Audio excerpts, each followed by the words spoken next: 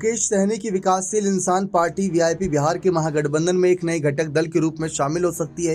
राजनीतिक गलियारों में जो खबर सामने आ रही है उसके अनुसार मुकेश सहनी और आरजेडी के बीच 3 सीटों को लेकर बातचीत चल रही है।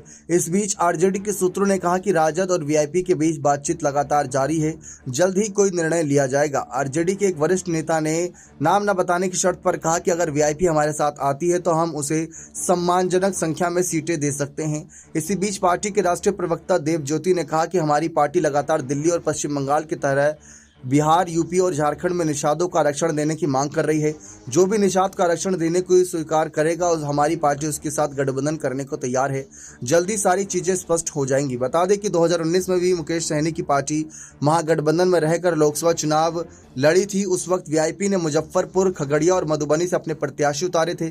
खगड़िया से मुकेश सहनी खुद चुनाव लड़े थे, हालांकि इस चुनाव में तीनों सीटों पर उन्हें हार का सामना करना पड़ा था। 2019 लोकसभा चुनाव में वीआईपी ने बिहार में राजद के नेतृत्व वाले महागठबंधन घटक दल के रूप में तीनों सीटों पर चुनाव लड़ा। हालांकि किसी भी सीट पर वीआईपी को जीत हासिल नहीं हुई थी। वीआईपी प्रमुख मुकेश सहनी खुद खगड़िया सीट से हार गए। सूत्रों से मिल रही जानकारी के अनुसार वीआईपी वैशाली, झंझारपुर और दरभंगा के साथ साथ कुछ अन्य सीटों के लिए राजद के साथ बातचीत कर रही है। गौरतलब है कि लोकसभा चुनाव 2024 को लेकर महागठबंधन में भी सीट बंटवारे को लेकर ऐलान कर दिया गया है। आरजेडी 26 और कांग्रेस के खाते में 9 सीटें आई हैं। वैशाली, झंझारपुर और वैशाली सीट राजद के पास है।